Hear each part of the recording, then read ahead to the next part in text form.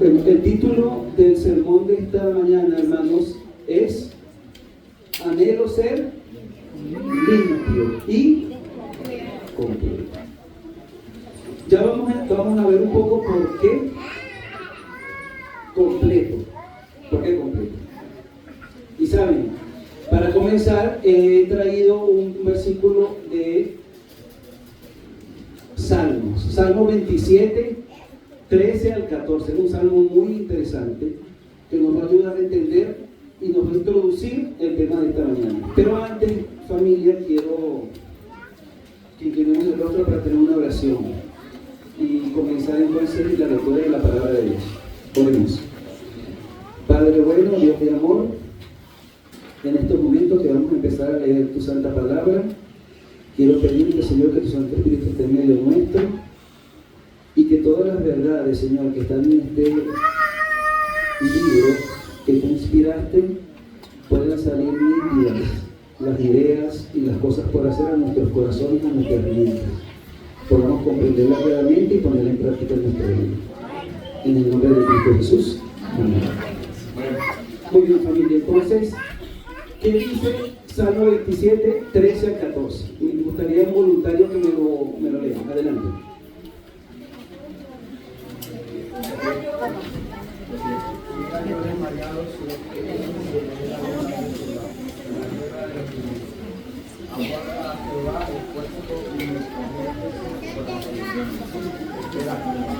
Amén.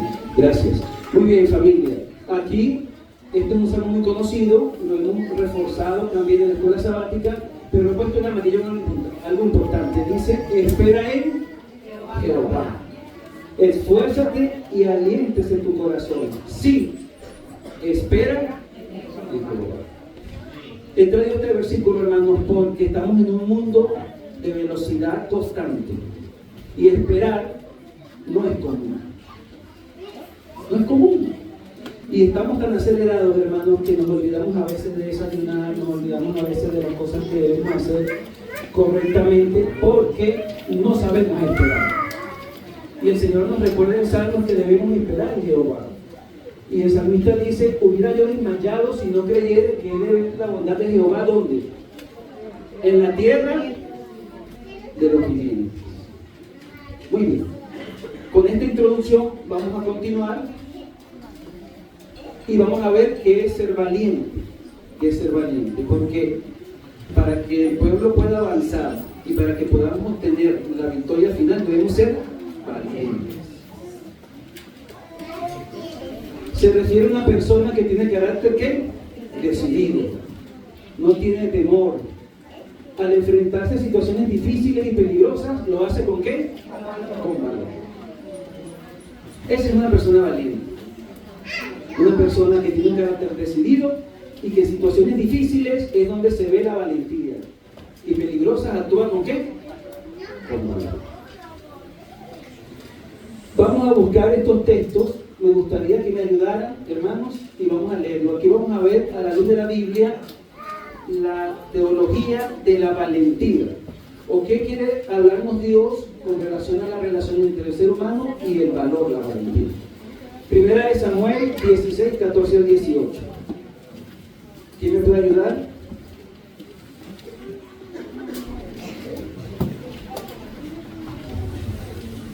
El espíritu del Señor se había retirado de Saúl y un mal espíritu de parte del Señor lo atormentaba. Entonces los criados de Saúl le dijeron, ya que un espíritu malo de parte de Dios te atormenta, diga nuestro Señor a tus siervos que están ante ti que busquen a alguien que sepa tocar el arpa, para que cuando venga sobre ti el espíritu malo de parte de Dios, él toque y tenga salida. Y Saúl dijo a sus criados, buscad a alguien que toque bien y traedlo. Entonces uno de los criados respondió, he visto a un hijo de Isaí de Belén, que sabe tocar, y es valiente, vigoroso y hombre de guerra.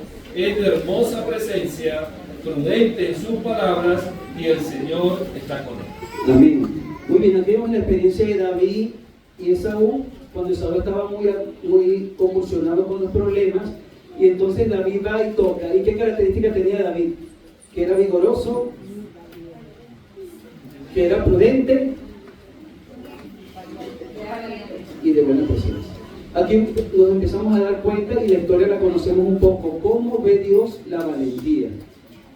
No tiene que ver con la valentía que el mundo nos vende o la valentía que a veces nosotros asumimos cuando vemos ciertas cosas o leemos ciertas cosas, sino la valentía a la luz de la Biblia. Vamos a ir al libro de Josué, capítulo 10, versículo 24 y 25. Cuando los llevaron ante Josué, llamó Josué a todos los hombres de Israel y dijo a los principales de la gente de guerra que habían venido con él: acercaos y poned vuestros pies sobre los cuellos de estos reyes. Ellos se acercaron y pusieron sus pies sobre los cuellos de ellos. No temáis, ni os atemorizéis, les dijo Josué. Sed fuertes y valientes, porque así hará Jehová con todos los enemigos contra los cuales peleáis. Amén. Otra experiencia más bíblica donde vemos, ¿verdad?, que Dios manda a que seamos esforzados ahora y valientes, y en esta ocasión que fueran a hacer un acto que no es muy común, colocarle el pie, ¿dónde?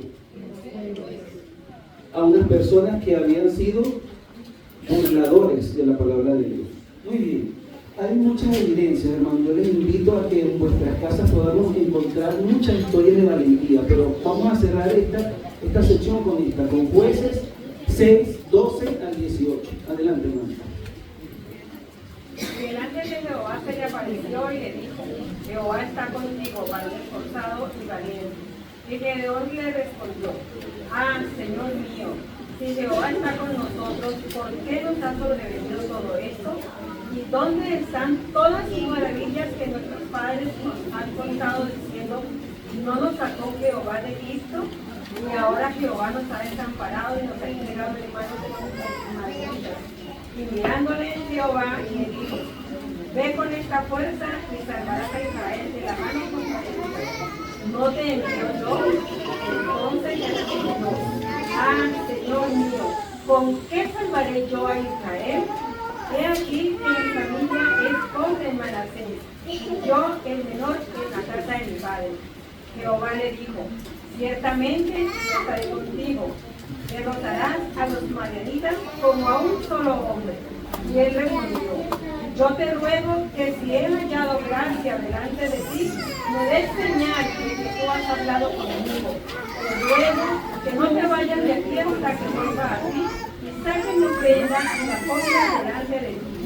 Y él respondió: yo esperaré a que vuelvas. Amén. Muy bien, hermanos, aquí hay otra historia fascinante que es Gedeón, y vemos cómo Gedeón no se sentía apto.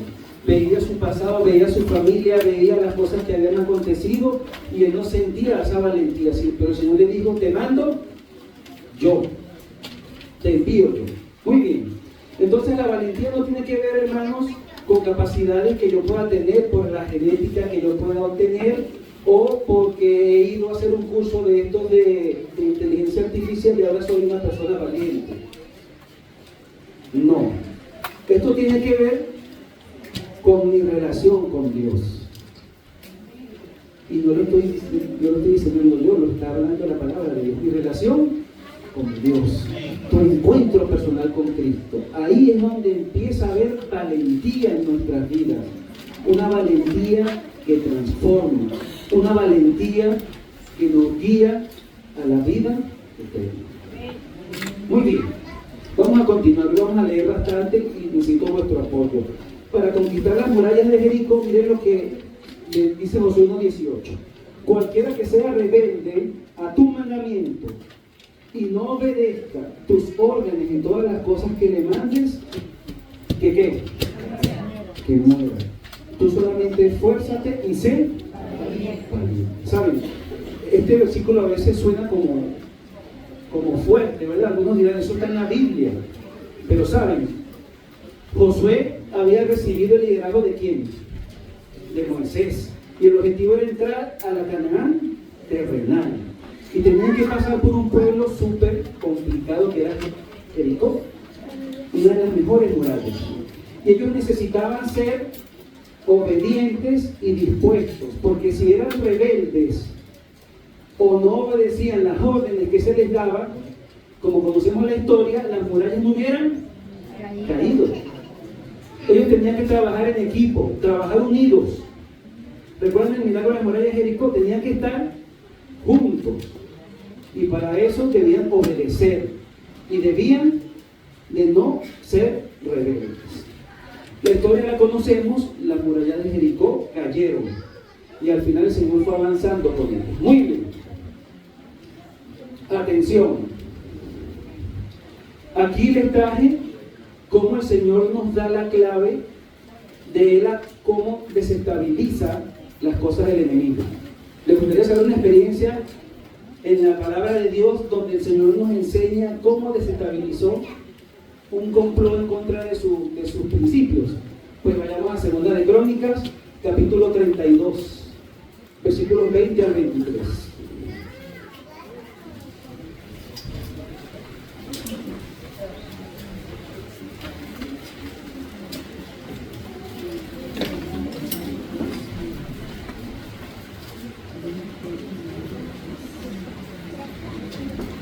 ¿Estamos todos ahí, hermano?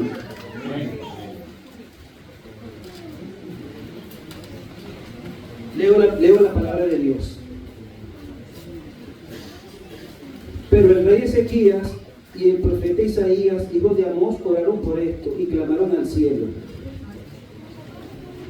Y Jehová envió un ángel, el cual destruyó a todo que y esforzado, y a los jefes y capitanes en el campamento del rey de quién, de Asiria. Por tanto, este volvió a su tierra avergonzado, y al entrar en el templo de su Dios con D minúscula, lo mataron a espada sus propios hijos. ¿A por quién fue el Señor? ¿Por los valientes y esforzados de quién? De los asirios. Porque Dios conoce lo que creó. Y Dios sabe que si en su pueblo o en el ser humano no hay valentía y esfuerzo, no se logran los objetivos. El famoso versículo que le dice que aparece en Josué: yo te mando que seas esforzado y valiente. Es un versículo que lo hemos escuchado muchas veces, hermano. Es un versículo que no lo sabemos de memoria, pero tenemos que entenderlo. Y cuando lo entendemos, entonces empezamos a estar en el área de las personas que testificamos, no las personas que decimos Señor, Señor. ¿Recuerdan el texto bíblico base? Decía, no todo el que me dice Señor, Señor. Cuidado, familia. Aquí no es quien habla mejor, quien dice Señor, Señor. Y esto lo dijo Jesús. Más adelante lo vamos a contrastar con otros versículos que el Señor inspiró a otros, pero el que leímos hoy en Mateo lo dijo Cristo, que iba a ocurrir al fin del tiempo. No todo el que dice Señor, Señor, sino que el que hace que la voluntad de mi Padre está donde en los cielos. Muy bien. Esfuérzate y sé. La puerta. Hay muchos programas que se llaman La Puerta. En la Biblia hay muchas puertas y tienen muchos enfoques. Hay puertas para entrar, puertas para salir, puertas para dejar abiertas. Los de Hollywood han diseñado pelis con puertas, y la puerta es algo interesante. Y hoy vamos a hablar de puertas. Hoy vamos a hablar de dos puertas. Dos puertas que nos van a ayudar a entender que seamos esforzados y valientes. Dos puertas que tú en un futuro próximo te podrás encontrar. Porque estamos en los últimos días. Y el Señor nos ha hablado muy bien de las puertas. Pero ¿saben? Ahora predicamos nada más del amor de Cristo, predicamos de cosillas, pero no hablamos de la verdad presente. Esta mañana en la escuela sabática decíamos que Cristo, ¿dónde está ahorita? Está de vacaciones, está en venidor. ¿Dónde está el Señor ahorita? Está en el lugar santísimo del santuario, revisando casos, investigando, porque Él murió por ti, por mí, y está terminando su obra redentora. Pero necesita que tú seas esforzado y valiente.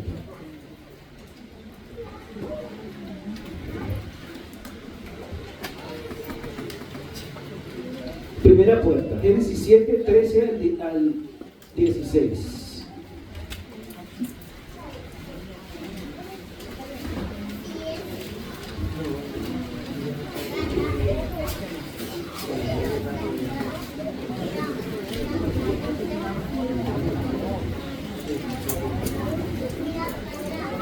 Génesis 7, 13 al 16 dice así la palabra de Dios. Aquel mismo día entraron en el arca de Noé sus hijos, Sem, Cam y Jafet, la mujer de Noé y las 3 mujeres de sus hijos. Todos ellos, ¿y quiénes más?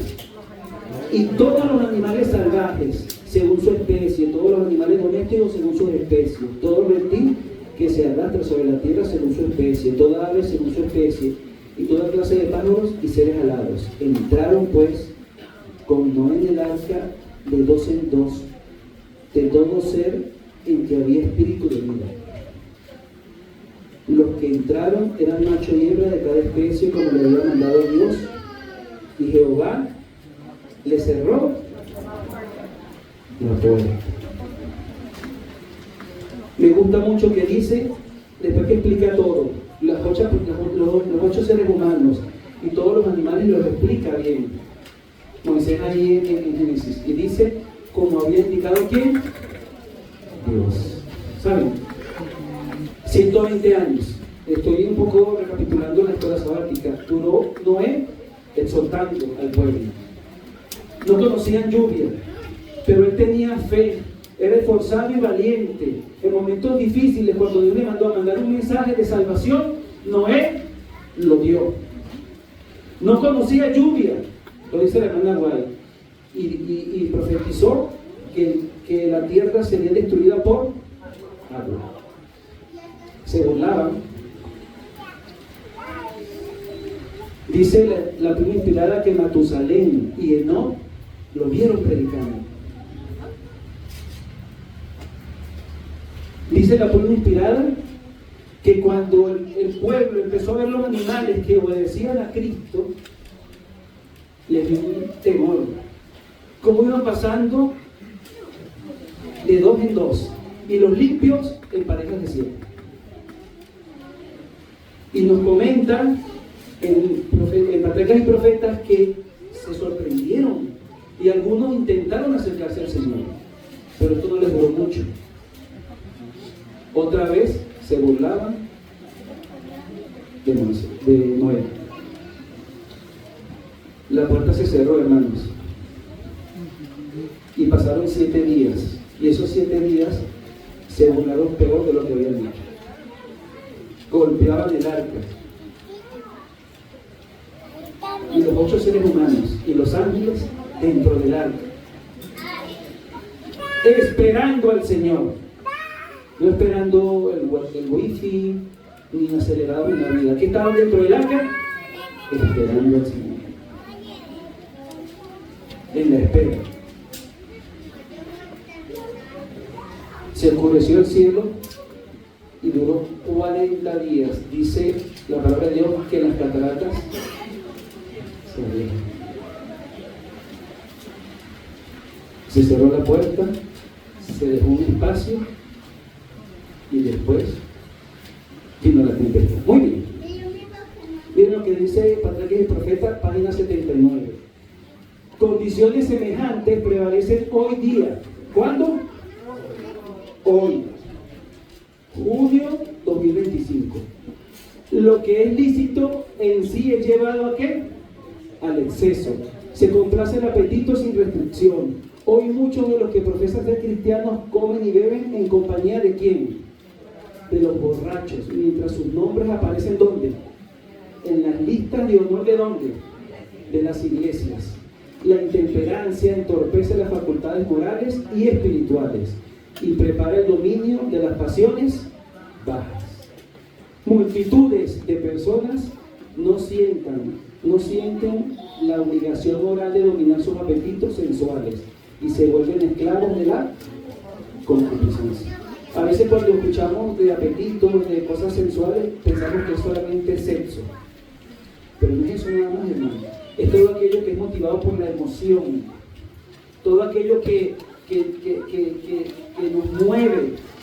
Todo aquello que te hace paralizarte y no ser esforzado y valiente, entonces nos lleva a la concupiscencia, nos hace esclavos y finalmente nos hace estar adormecidos. Y es como dice Apocalipsis, que va a estar la iglesia en los últimos tiempos, en un área de confort, tranquilos. Escucho por acá, puedo por allá y voy tranquilo. No quiero problemas, quiero confort espiritual. Y eso no es bíblico, hermano. Eso no es bíblico. Vamos a la segunda, ¿qué? Puerta. Muy bien. Mateo 25. Me encanta este capítulo de Mateo 25, hermano, porque es un capítulo que nos habla exclusivamente del fin del tiempo.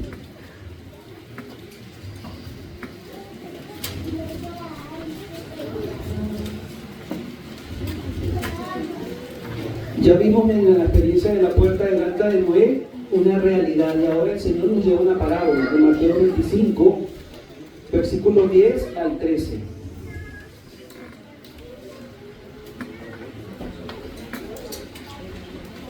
Dice así, leo en Mateo 25 a partir del 10. Pero mientras ellas iban a comprar, ¿llegó quién? El novio. Y las que estaban preparadas entraron con él a la boda. Y se cerró la puerta. Sigamos leyendo. Después llegaron también las otras que vienen diciendo, Señor, Señor, ábrenos. Pero él respondiendo dijo, de cierto os digo que no os conozco. Velad pues, porque no sabes el día ni la hora en que el Hijo del Hombre ha de venir. ¿Saben? Las vírgenes todas tenían aceite, ¿recuerdan? Pero unas no tenían reserva. Pero la puerta se cerró. Y hubo un espacio, así como en la puerta del arca de Noé. ¿Por qué? Porque ellas pudieron ir a qué? A intentar ¿qué? Adquirir aceite a última hora. Esto nos suena un poco, que casi todo lo dejamos para última hora. Y cuando fueron ellas, ¿qué ocurrió? Vino el novio, entró y cerró la puerta. Cuando ellas llegan, ¿qué hacen? Conocían que el novio venía, sabían de las doctrinas, sabían, pero no tuvieron el Espíritu Santo necesario para el momento de la prueba. No fueron esforzadas y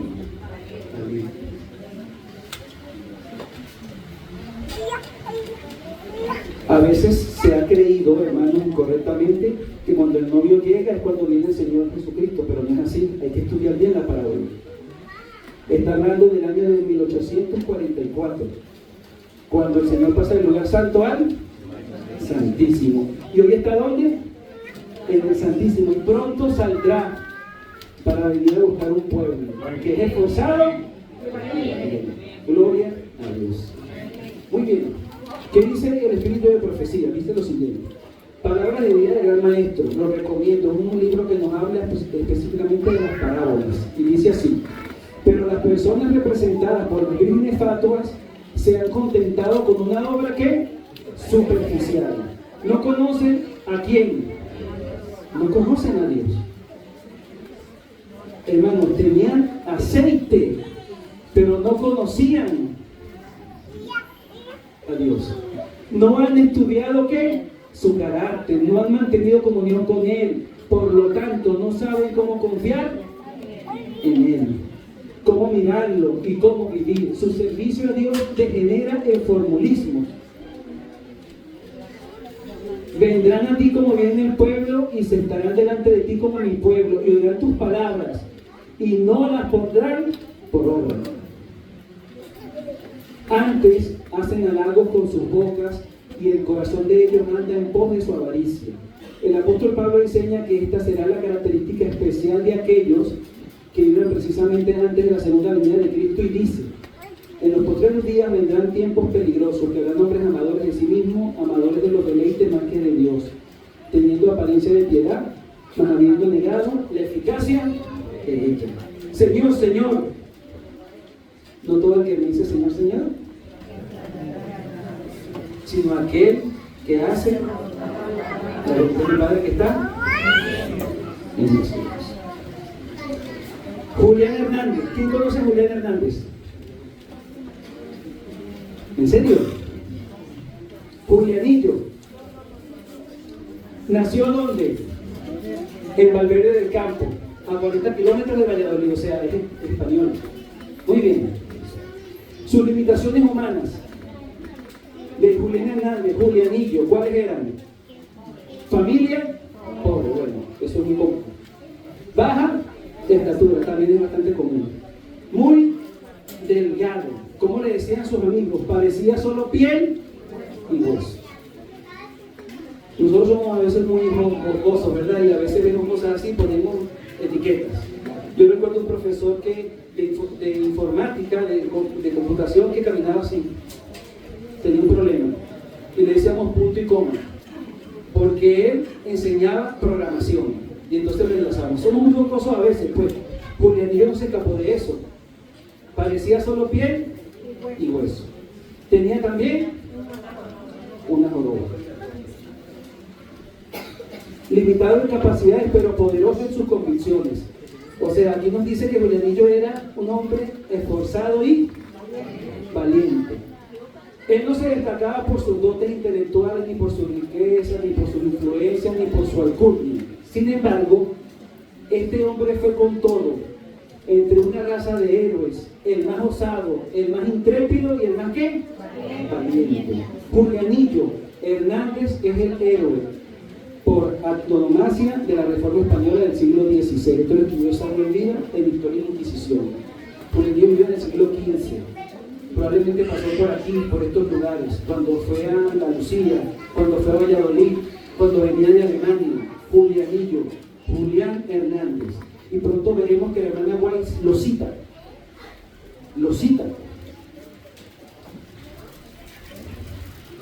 ¿Eres un cristiano pasivo o activo al servicio de Dios?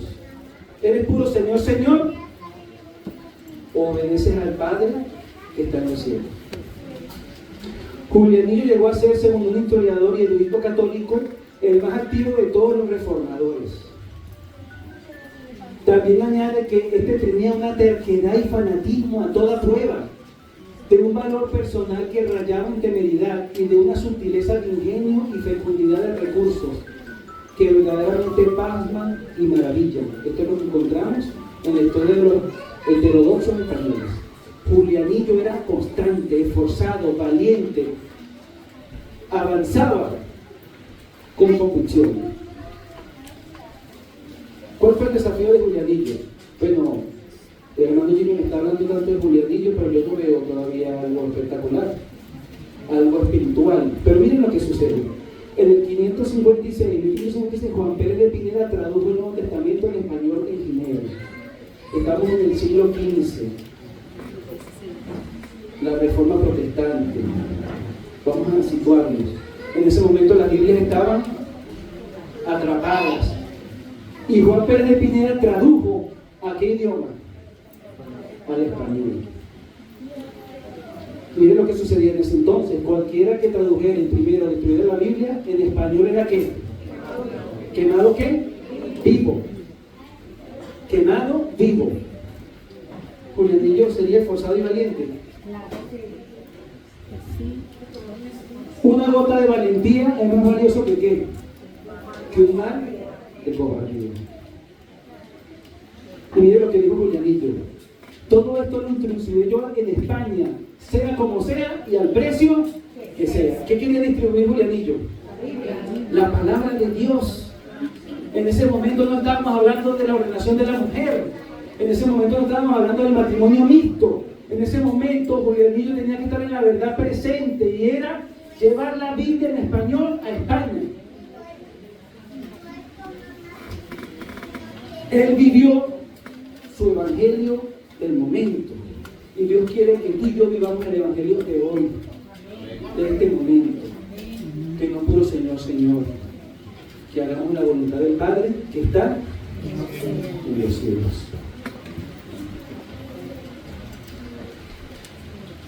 Una pregunta que no voy a leer. Quiero que cada quien la lea y la reflexione. Julianillo, disfrazado de comerciante, recorrió toda España con sus mulas cargadas ¿de qué? De Nuevos Testamentos y otros libros escondidos ¿entre dónde?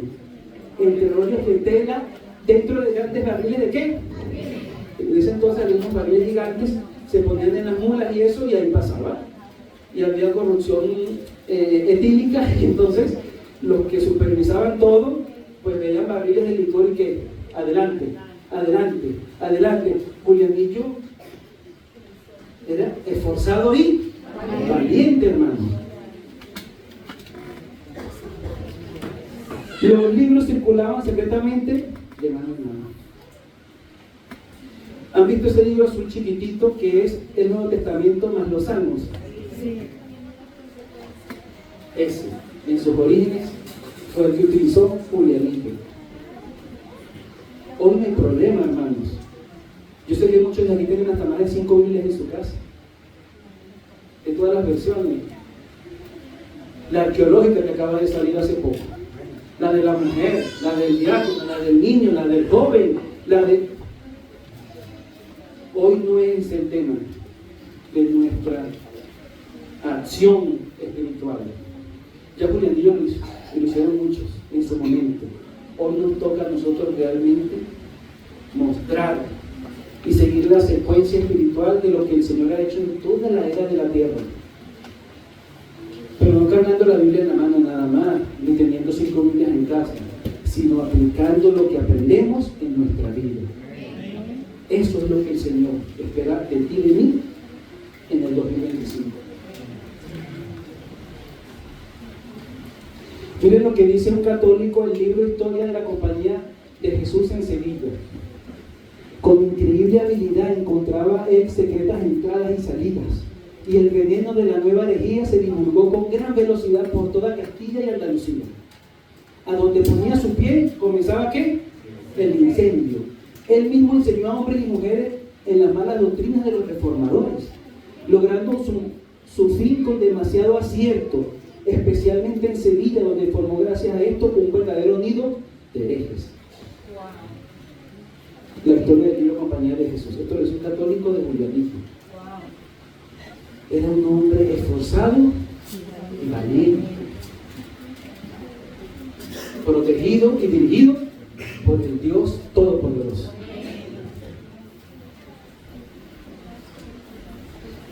Otro más, el jesuita Fray Santiañez decía: era un gobierno español que salió de Alemania con designio de infectar ¿qué? ¿Infectar de qué? De la palabra de Dios. Y corrió gran parte de ella, repartiendo muchos libros de perversa doctrina por varias partes y sembrando la herejía de Lutero, ¿dónde? En hombres, mujeres y especialmente ¿dónde? En Sevilla. Era sobremanera astuto y mañoso. ¿Quién era mañoso, según ellos? ¿Condición propia de qué? De herejes. Hizo gran daño en toda Castilla y Andalucía. Entraba y salía por todas partes con mucha seguridad, con sus trazas y sus embustes, pegando fuego en donde ponían los pies. Tremendo, hermano. Esto es historia. Esto lo conoce un elevado, encumbrado doctor, magíster, y va a empezar a entender realmente cuál es el plan de Dios para sus hijos fieles. Julianillo: todos los que se crucen en mi camino oirán ¿qué? ¿Oirán qué? No nada más teoría, sino práctica. Este es un asunto que les traje del Callejón de la Inquisición que está en Sevilla. Lamentablemente la historia lo viene termina bien, hermanos, por el momento y el entorno. Julianillo, ¿qué pasó con él? Finalmente fue encarcelado por 3 años y llevado a la hoguera el 22 de diciembre de 1560.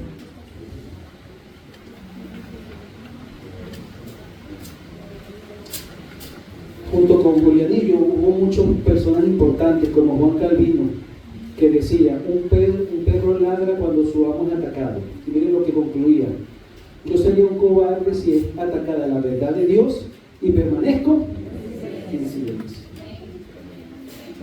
¿Han escuchado que el mejor amigo del hombre es el perro, verdad? Porque se ve que es un animal que reacciona pero que es confiable. Pues Juan Calvino hizo ese símil para él poder mostrar su situación de ser esforzado y ser valiente. Miren lo que dijo Juan Hus, otro reformador: ama la verdad, vive la verdad, predica la verdad y defiende la verdad. Porque el que no habla la verdad, ¿qué pasa? Traiciona la verdad.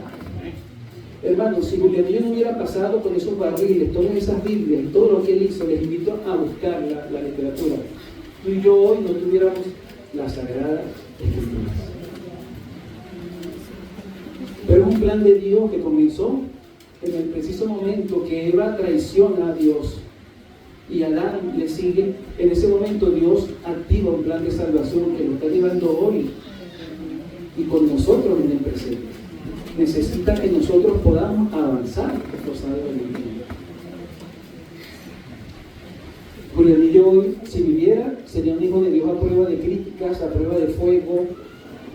Cargaría los baúles con libros a donde fuera, se le ingeniaría por avanzar a través de la voluntad del Señor. Sería un mensajero de esperanza, apasionado por ser un testimonio vivo. Bueno, yo no era un gran predicador, no era un gran filósofo de su entonces. Vimos que era pobre, era flaco, muy flaco. Yo creo que a nadie de los que hay aquí delgados se le puede decir como se le decía a Julianillo. Era muy flaco, jorobado, pero este Julianillo hizo de las suyas para la gloria y la honra de Dios. Y les invito a leer en vuestras casas el capítulo El despertar de ¿quién? De España, en el conflicto de los siglos. Miren lo que dice la hermana Guay. Finalmente, ¿qué dice la hermana Guay? Julián Hernández, el fiel que colportor, se ofreció a hacer la prueba. ¿Qué prueba era? Empezar a traer los libros de Alemania, ¿a dónde? A España. Colocando los libros dentro de 2 grandes barriles. Lo contrasta con la historia de la hermana Guay. Logró burlar los esbirros de la Inquisición y llegó ¿a dónde? A Sevilla, desde donde se distribuyeron rápidamente los preciosos volúmenes. Esta edición del Nuevo Testamento fue la primera versión protestante que alcanzara circulación bastante grande. ¿Dónde? Qué bonito. Es cuando la historia, la arqueología y la Biblia, Dios permite que se unan para mostrarnos grandes verdades. Sigue la hermana Guay. No puedo plasmar todo, vamos a leer esto rápido y continuamos. Durante su viaje, Hernández había dado un ejemplar del Nuevo Testamento a un herrero en Flandes, ¿vale? Un herrero de estos que era muy común en el momento. El herrero le enseñó el libro ¿a quién? A un cura, que obtuvo del donante una descripción de la persona que se lo había dado a él. O sea, este herrero recibió el libro, se lo dio a un cura y empezó a explicarle todo lo que hacía. ¿Quién? Julianillo. Y la transmitió inmediatamente a los inquisidores de España. Merced a estas señas, los esbirros inquisitoriales le echaron a su regreso y le prendieron cerca de la ciudad de España. ¿Cómo lograron atrapar a Julianillo? Por darle la palabra de Dios a un herrero. Este herrero se lo comunicó a un cura que inmediatamente mandó un mensaje y lo atraparon. Hermano, esto es el conflicto de los siglos. Le volvieron a conducir a Sevilla y le encerraron entre los muros de la Inquisición, donde durante más de 2 años se hizo cuanto fue posible para inducirle a ¿qué? ¿A delatar a quién? A sus amigos. Pero sin resultado alguno. En el momento más terrible, y los que han ido a la revolución de Inquisición saben lo que usaban para maltratar a la gente. Julián Millo se mantuvo íntegro, no delató a sus amigos. Fue forzado y fue valiente. Fiel hasta el fin. Sufrió valientemente el martirio de la hoguera, gozoso de haber sido honrado con el privilegio de introducir la luz de la verdad divina en su descarriado país. Y en amarillo dice, y seguro de que el día del juicio final, al comparecer ante su Hacedor, oirá las palabras de aprobación divina, que le permitirán vivir para siempre en su Señor. ¿Quién conoce a Julián Millo? Ahora, de aquí. Hermanos, yo me voy contento hoy si ustedes nunca olvidan a Julián Millo Hernández como un testimonio vivo de ser esforzado y valiente. Y les invito a leer el conflicto de los siglos en el capítulo del despertar. Dios quiere Julianillos en Alcalá de Henares. Dios quiere Julianillos en Alcalá Chalón. Que lleven la verdad a España, pero no vamos a agarrar una mula. El hermano Jimmy está loco, como una mula con unos baúles ahí, no. Que esa Biblia que Julianillo pasó a España y que tú y yo tenemos hoy, la abracemos, la entendamos y la apliquemos en nuestra vida. Esa es nuestra parte hoy, hermano. Hoy es el día. Anhelo ser limpio y completo. No a medios, no a la mitad, no low battery, sino full battery.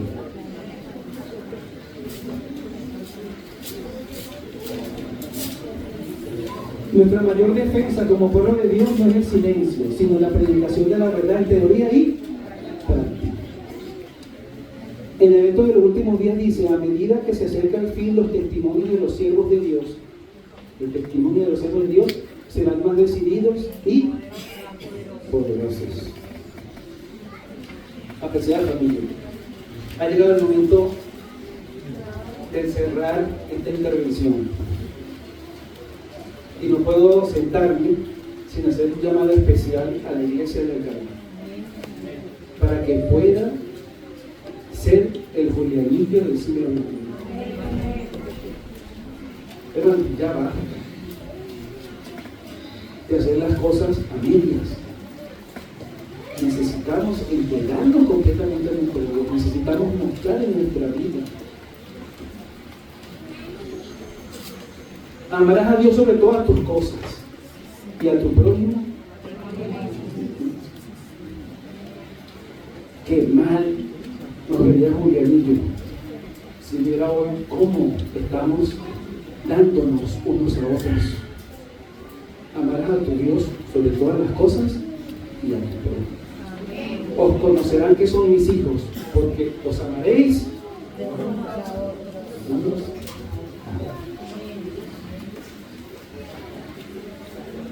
Yo quiero ser un Julianillo del siglo XXI. Y le pido perdón a Dios si alguna vez he hecho cosas, que estoy seguro que sí, que no han sido un ejemplo de lo que dice el evento de los últimos días. Serán más decididos y poderosos los testimonios de los siervos de Dios. Y yo quiero invitarte, que si tú también tienes el deseo, a pesar de que a veces tenemos que llevar a nuestro Dios cosas que resolver, pero si tienes el deseo de ser un Julianillo del siglo XXI, te coloques en pie, apreciado hermano. Te coloques en pie, no pasa nada. Si no quieres colocarte en pie, no pasa nada tampoco. Pero sí quiero hacer una oración especial, apreciada familia. Estamos en los últimos días y a veces estamos concentrados en la cosa y no esperamos. Oremos. Padre bueno, Señor, deja a tu pueblo Alcalá Chalón. Después de entender lo de la puerta del arca de Noé y la puerta, Señor, de la parábola de las 10 vírgenes, la importancia de poder tener un evangelio teórico, pero también un evangelio vivo, Señor. Perdona nuestros pecados, buen Dios, y te pedimos que tú nos ayudes a transmitir el evangelio que pudo hacer Julianillo en el siglo XV, pero ahora en el siglo XXI. Perdona nuestros pecados y ayúdanos a creer, Señor, para que tú puedas ser agradable, de tal forma de vivir para siempre contigo, por los siglos de los siglos. Todo lo pedimos en el nombre de Cristo Jesús. Amén.